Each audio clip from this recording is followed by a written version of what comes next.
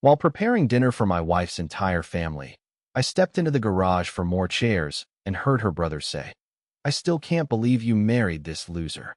3 days later, my text messages were flooded with 47 desperate messages begging me. Something felt off about Alexandra the week before her family dinner. Not the normal kind of off, like when she's stressed about work or annoyed I left my boots in the hallway again. This was different. She kept checking her phone when she thought I wasn't looking, switched tabs whenever I walked behind her laptop, and started taking calls in another room. After 7 years together, you develop a sense for these things, like how you can tell when a wall isn't plumbed just by looking at it. Look, I never thought I'd be writing one of these posts. I'm not the type to air dirty laundry online, but I'm sitting here at 3 a.m. with a glass of whiskey, still in disbelief about how my life imploded in just 3 days. I need to get this out somewhere, and you internet strangers are getting front row seats to the show. Some background. I'm James, 34. I built my construction business from scratch after dropping out of community college. Started with just me and a beat-up truck. Now I've got 5 crews running projects across the county. Nothing massive, but it pays the bills and then some. Alexandra, 32, is my wife of 7 years.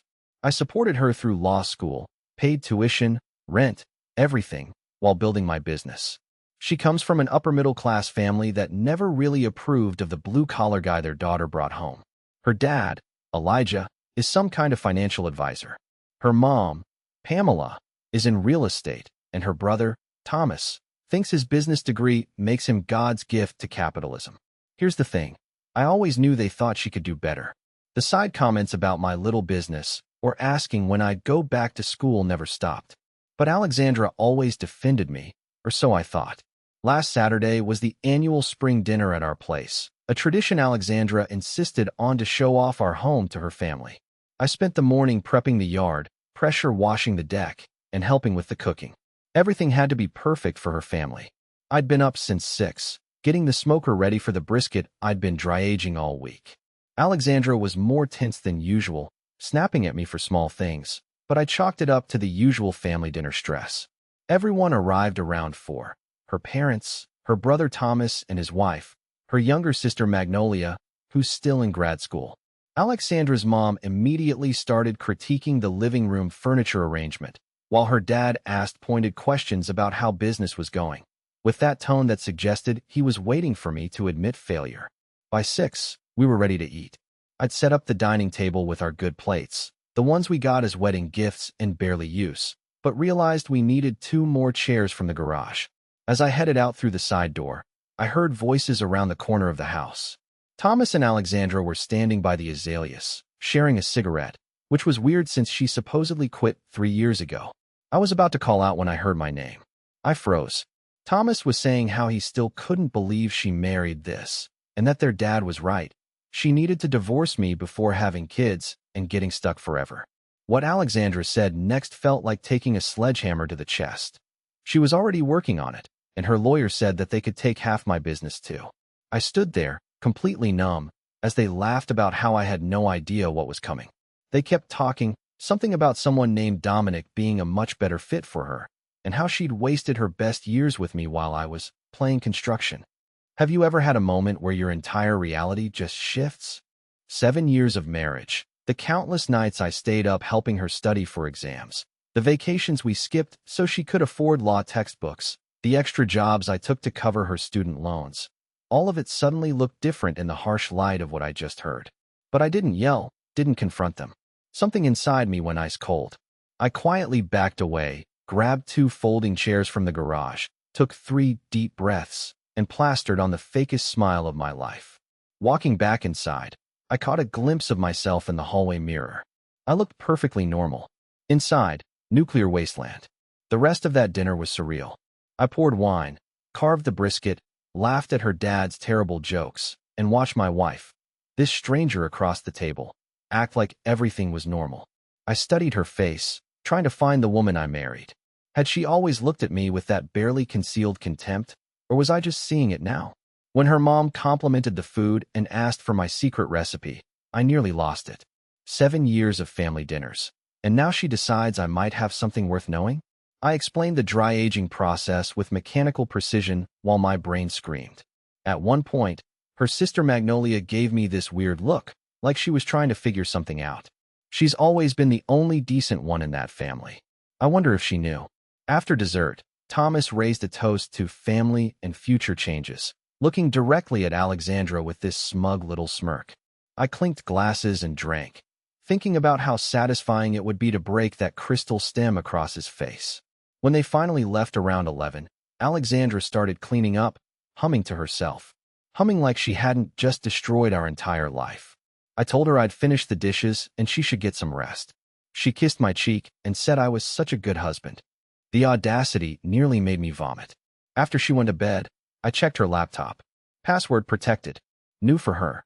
But I knew she used the same pattern for most accounts. Third try I was in. The emails to her lawyer started 3 months ago. The plan was to file after she secured a partnership at her firm, using my income to help her status, then divorcing me once she locked it in. There were spreadsheets documenting my business assets, our accounts, even a timeline for the divorce. And there it was, a transfer record showing she'd been moving small amounts to a separate account for months, just under amounts that would trigger notifications. Smart lawyer, smart. I checked our joint savings, $20,000 missing.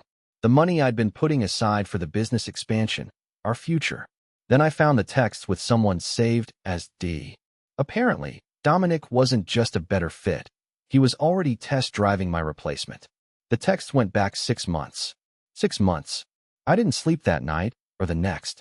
I called in sick to work on Monday, first time in 3 years, and met with a divorce attorney while Alexandra was at the office. Guy named Mike, who a buddy recommended. Told him everything, showed him the screenshots I'd taken. Mike laid it out straight. In our state, she could potentially get half my business value since it grew substantially during our marriage, even though she never lifted a finger to help with it, even though I built it from nothing while supporting her through school. When he told me the potential settlement amount, I almost blacked out.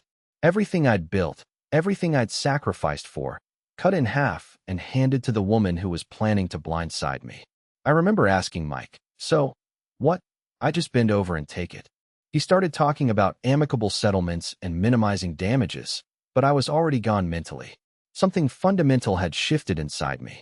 That night, Alexandra asked if I was feeling better, brought home soup, acted concerned. I played along, said I was just tired, probably coming down with something. She suggested I see a doctor. The performance was Oscar-worthy. I nodded, thanked her for caring, told her I loved her. She said it back without hesitation. Those 3 meaningless words falling from her lips while she planned my financial execution. I watched her scroll through Instagram as we sat on the couch, stopping to like a photo of us from last Christmas that her sister posted. The caption read, #couplegoals. I nearly laughed out loud. It was like living with a stranger wearing my wife's face. Every movement, every word felt calculated. Had she always been this person? Had I been blind for 7 years? Or had she changed? Does it even matter? Here's the thing. I've never considered myself a vindictive man. When contractors try to screw me over, I usually just cut ties and move on. When clients don't pay on time, I work with them. But this was different. This wasn't business. This was my life.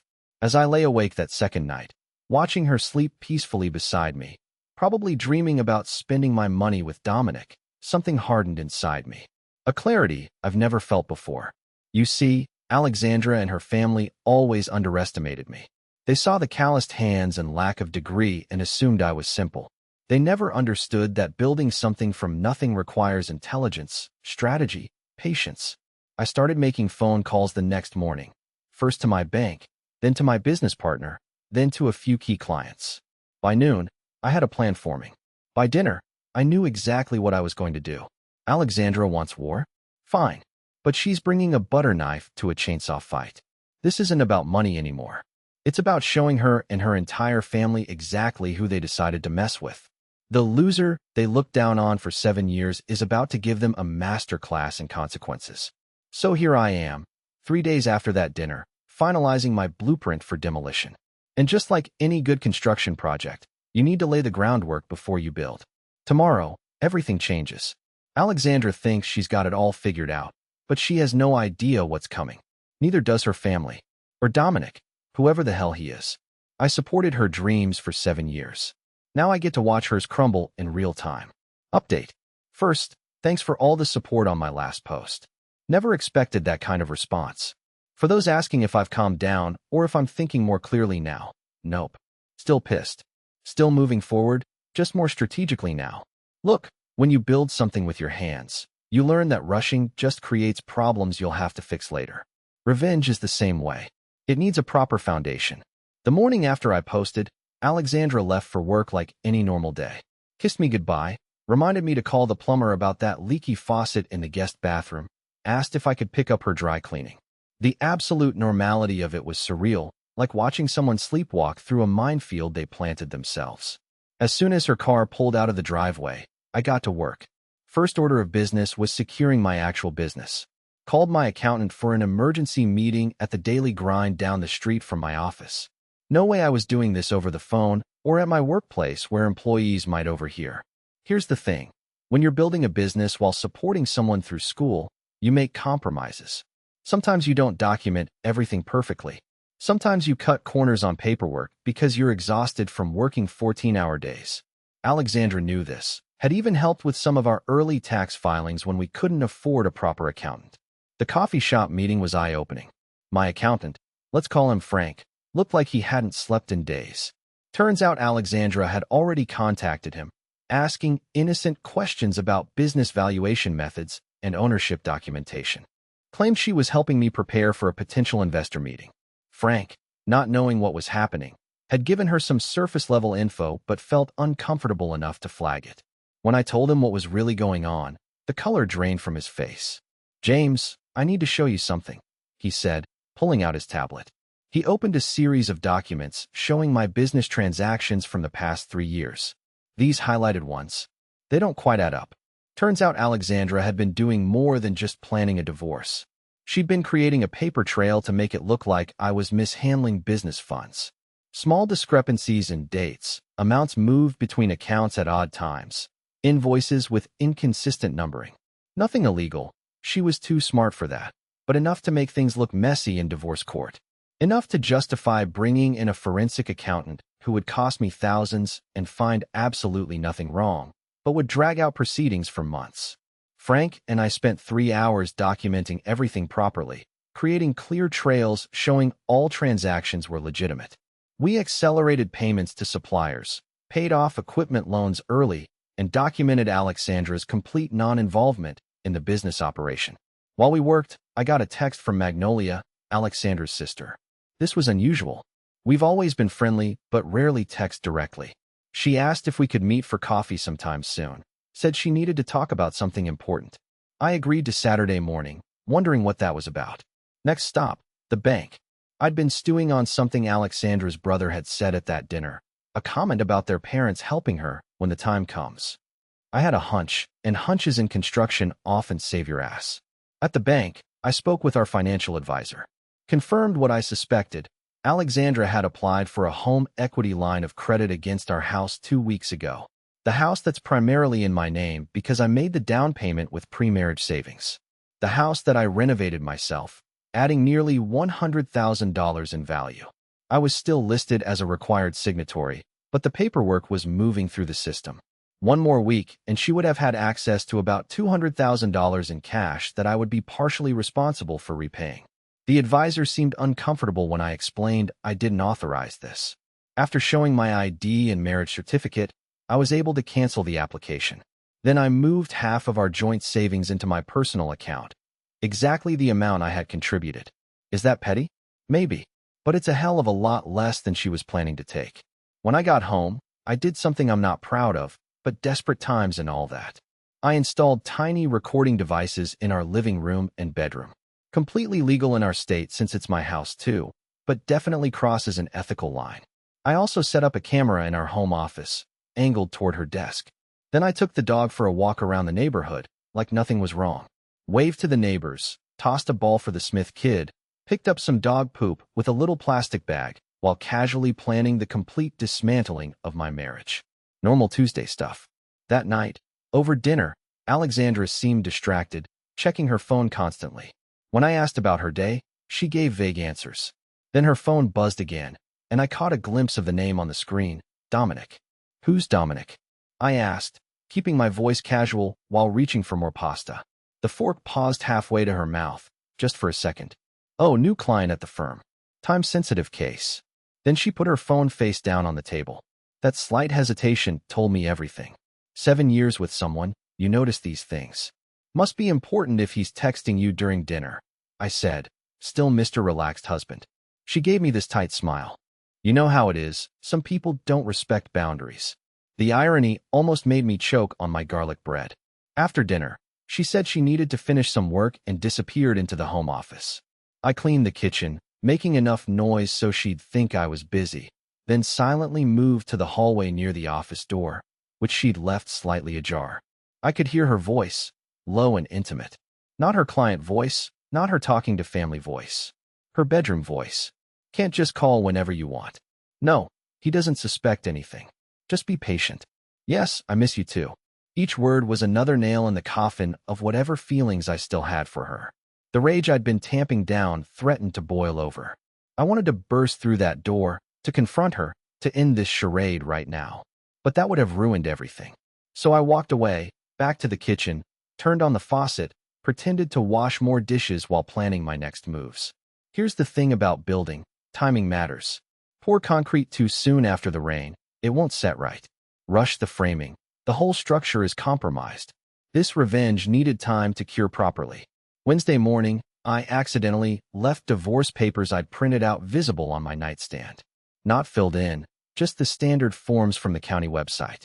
When I came back from my shower, they were slightly moved. She'd looked at them, but she said nothing. Neither did I. At work, I quietly began preparations. Called in favors from clients who owed me, not for money, for information. Turns out Dominic wasn't just some random guy. He was a close friend of Thomas, Alexandra's brother. They'd gone to college together. He came from the same kind of money as her family, the kind of guy her parents had always wanted for her. And here's where it gets interesting. Dominic had been at several family events I'd skipped over the years because I was working, birthday parties, a ski trip, even a cruise I couldn't go on because I was finishing a big project, the project that actually established my business. Through a mutual acquaintance, I learned Dominic and Alexandra had dated briefly in college before we met. The pieces were falling into place. This wasn't just an affair. This was a long game. While digging into all this, I also created a detailed spreadsheet documenting every penny I'd spent supporting Alexandra through school. Tuition, books, rent, the laptop I bought her for graduation, the bar exam prep course, the interview suits, the countless Ubers home from late-night study sessions because I didn't want her on public transit after dark. Grand total, $143,600. Not including interest I could have earned if I had invested that money in my business instead. That night, Alexandra initiated sex for the first time in months. I almost laughed at the timing. Was this part of her plan too? Keep me distracted and satisfied while she arranged my financial execution? I went along with it, performing as expected, feeling nothing but detachment as she play-acted passion. Afterward, while she slept, I sat in the dark staring at the ceiling fan, counting rotations instead of sheep. One thought kept circling. How long had our marriage been a lie? Was it always transactional for her? Was I just a stepping stone? Thursday morning brought my coffee meet-up with Magnolia. I arrived early, checking Reddit on my phone while I waited. The support from you internet strangers was still flowing in. Some suggested extreme measures I'd never consider. Others shared similar stories that made mine seem tame by comparison. The solidarity helped somehow. Magnolia arrived looking nervous. She's always been the odd one in that family, more genuine, less concerned with appearances. She ordered some complicated coffee drink and picked at a muffin while making small talk. Finally, she took a deep breath. What she told me next confirmed everything. She'd known about Alexandra and Dominic for months. Had caught them together at their parents' lake house during that family weekend I'd missed because of a water damage emergency at a job site. She'd confronted Alexandra, who swore it was a one-time mistake. But it wasn't. Alexandra had confided in Magnolia recently, drunk after a family dinner I'd also missed, told her the whole plan. Stay with me until making partner, then upgrade to Dominic with half my assets as her golden parachute. Magnolia was telling me this because she couldn't stomach it anymore. Said she'd always liked me, thought I was good for her sister, couldn't understand why her family never gave me a fair chance. I thanked her for her honesty, careful not to reveal I already knew most of this. Asked her to keep our conversation between us. She agreed, seeming relieved to unburden herself. As she left, she hugged me and whispered that she was sorry. It was the first genuine human connection I'd felt in days. Thursday night, I set the next phase in motion. Created a fake business emergency. Called Alexandra saying I needed all hands on deck for a crisis meeting the next night. Major client threatening to pull out, potential financial disaster. Needed her support and her family's advice.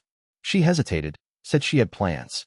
I pushed harder, let my voice crack a little, said I was scared of losing everything we'd built, played on her guilt. She relented, agreed to host an emergency family dinner Friday night, said she'd call her parents and Thomas. Perfect. Friday morning, I put the final touches on my preparations. Set up the dining room with printouts hidden in a folder by my seat. Loaded all the evidence onto a tablet, screenshots, recordings, financial records, everything. Picked up her favorite dessert from that bakery across town she loves so much. At work, I made sure everything was in order. Had a frank conversation with my business partner, who was understandably shocked but fully supportive. We'd been friends since high school. He knew what Alexandra's schooling had cost me in more ways than one. When I got home, Alexandra was already there, setting the table with our good plates again. The symmetry wasn't lost on me.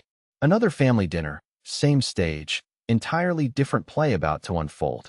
She seemed jittery, checking her phone constantly. When I asked if everyone was confirmed for dinner, she nodded distractedly, said her parents were bringing wine, Thomas and his wife would be there too. I suggested inviting Magnolia as well. Alexandra looked surprised but agreed, texting her sister while I watched. The gang would all be there. Perfect. As I headed upstairs to shower and change, Alexandra called after me, asking what the client issue was specifically so she could prepare her thoughts. I told her I'd explained everything during dinner, wanted to go through it just once with everyone present. Under the shower spray, I rehearsed what I would say, how I would present the evidence, the order of revelations for maximum impact. It felt surreal, like planning a presentation for the most important client meeting ever. I got dressed in the clothes Alexandra had always said made me look most professional. Dark jeans, blue button-down, leather shoes instead of work boots. The costume for my final performance as her doting husband. Downstairs, I could hear her on the phone in hushed tones. Thanks to the recorder in the living room, I'd be able to review that conversation later if needed. But I already knew who she was talking to.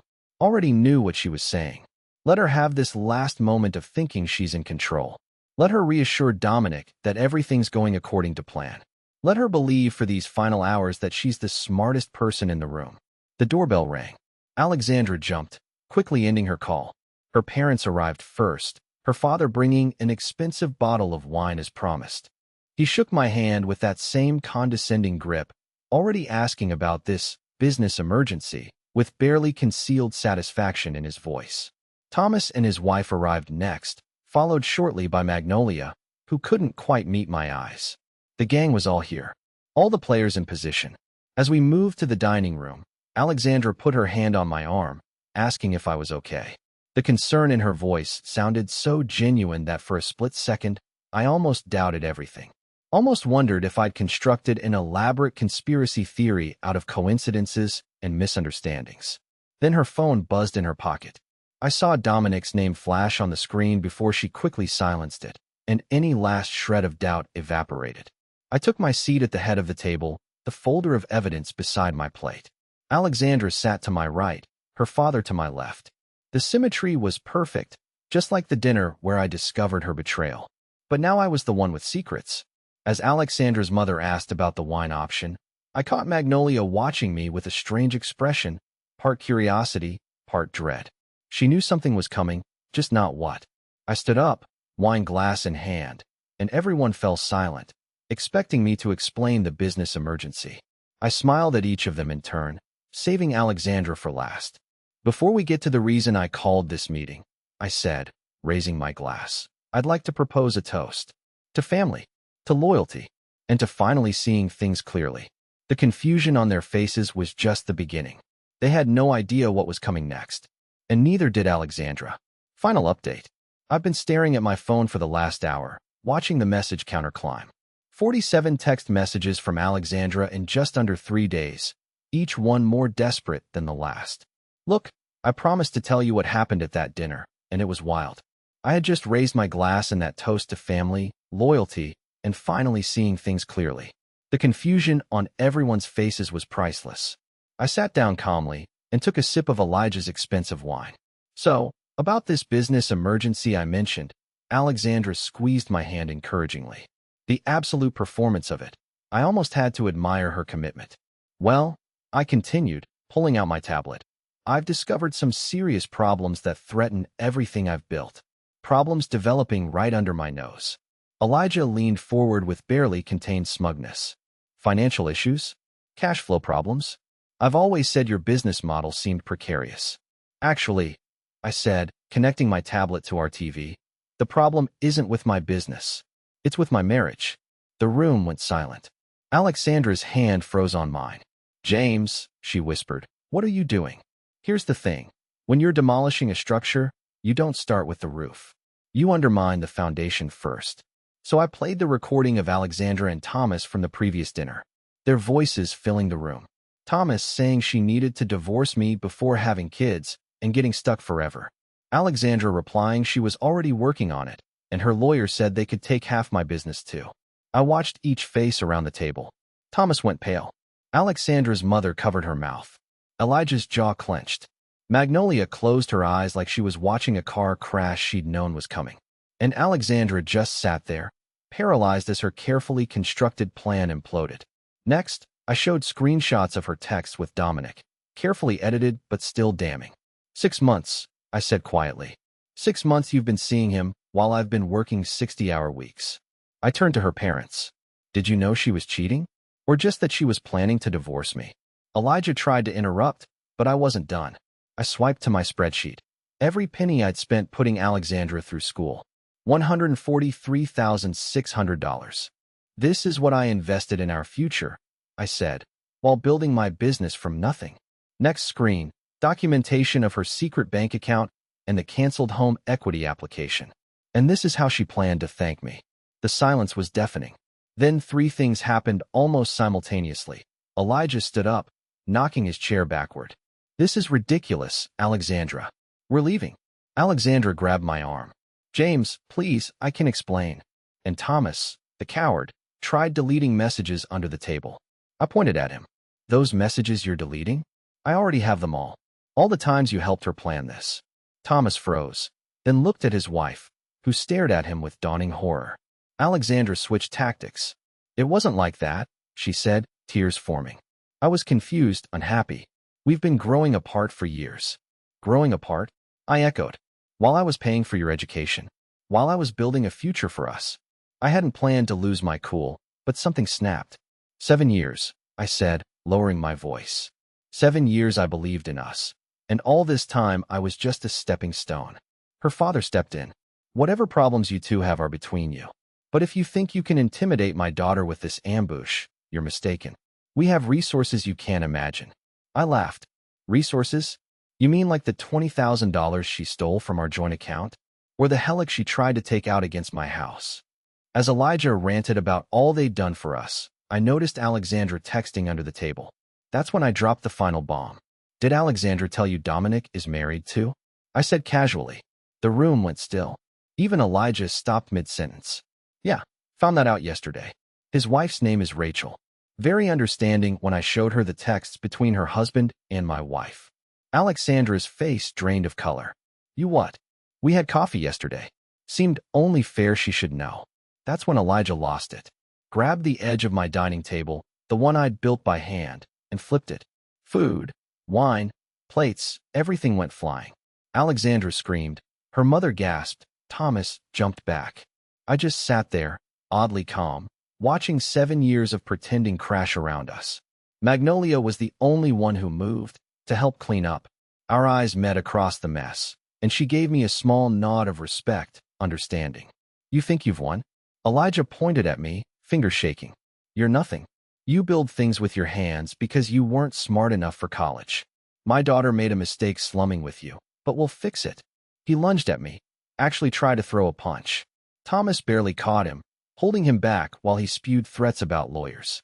Alexandra kept saying, James, please, let's talk privately. This isn't how I wanted. How you wanted to divorce me. To take half of everything I built while with someone else. I shook my head. There's nothing to talk about. I opened the front door. I think you should all leave now. Thomas dragged his father out. Magnolia was the last to leave, pausing at the door. I'm sorry, she said quietly. I always thought you deserved better. Then it was just Alexandra and me in our destroyed dining room. Where are you going to go? She asked, her voice small. I already have a hotel room, I said. I'll be back for my things tomorrow when you're at work. You planned all this? She whispered. I learned from the best, I replied, grabbing my pre-packed overnight bag. As I walked out, she called after me. You'll regret this. My father wasn't bluffing about the lawyers. I didn't respond. Some foundations are too damaged to rebuild on. That night at the hotel, I slept better than I had in months. The next day, I went back while Alexandra was at work, packed what mattered, clothes, tools, family photos, my dog's stuff, and left my key on the counter. I'd already rented a small apartment near my workshop. Not hiding, just creating space. Called my employees and explained I'd be working remotely, dealing with personal matters. For 2 days, I stayed off social media, ignored emails, focused on setting up my new place. The dog adjusted quickly. Animals know when something's wrong in a house. On the third morning, I finally turned my phone back on. It immediately started buzzing. 47 text messages from Alexandra, ranging from furious to pleading. The first ones were all caps rage. How dare you embarrass me like that? And, you've ruined everything. Then they shifted. James, please call me. We need to talk. And, I know I made a mistake, but we can work through this. By message 30, she was bargaining. I'll go to therapy. I'll cut off my family. Just please talk to me. Message 45 was simple. I'm sorry. The final 2 came at 3:14 a.m. I told Dominic everything about the money, about the divorce plans. He says we should still be together. And then, he just called to break things off. Said he's trying to save his marriage with Rachel. I have nobody now. I read through them without responding, feeling nothing but tired. Not satisfaction, not vindication, just emptiness. Like finishing a tough job and realizing the client will never appreciate the work. As I scrolled, another message popped up. James, I know you've read these. Please just tell me what you want. Money? The house? I'll sign whatever you want. After everything, she still didn't get it. This was never about money. It was about betrayal, years wasted, trust stolen. I finally responded. I've already sent the divorce papers to your office. All I want is for this to be over quickly. Her reply came instantly. Can we meet? Please. Just to talk. Before I could respond, my phone rang. Mike, my lawyer. Rachel, Dominic's wife, had reached out to him after I'd shown her the evidence. She'd done her own digging and discovered Dominic had pulled similar schemes with other women. She wanted to compare notes for our divorce proceedings. As Mike talked, I looked around my sparse apartment. A mattress on the floor, boxes unpacked, the dog watching me with patient eyes. This wasn't how I'd imagined my life at 34, starting over again. But sometimes you have to tear everything down to fix a compromised foundation. I agreed to meet Rachel for coffee, not romantically, but because there's solidarity and shared betrayal. After hanging up, I sent Alexandra one final message. There's nothing to talk about. The marriage is over. Please direct all future communication through our lawyers. Then I blocked her number. That afternoon, I took the dog hiking. My phone buzzed with a text from Magnolia. Heard you moved out. Alexandra is staying with our parents. Dad's on the warpath, but Mom's finally asking questions about what really happened. Think his perfect daughter facade is cracking. I replied, thanks for letting me know. Hope you're okay in all this. Her response, I am better than okay, actually. Finally told them I'm dropping out of the program they chose for me to pursue what I actually want. Guess your courage was contagious. As the sun set, I watched my dog explore, tail wagging without care. 7 years gone. Countless hours, work, a future planned and destroyed. But also freedom, truth, a chance to rebuild something authentic. My phone buzzed. Rachel confirming our coffee meetup with a link to a support group for people dealing with divorces involving financial deception. Apparently, it's more common than I realized. I pocketed my phone and called the dog. Time to head back, make dinner, maybe unpack. Small steps, one day at a time. Like any good building project, the foundation comes first, And this time, I'm making damn sure it's solid.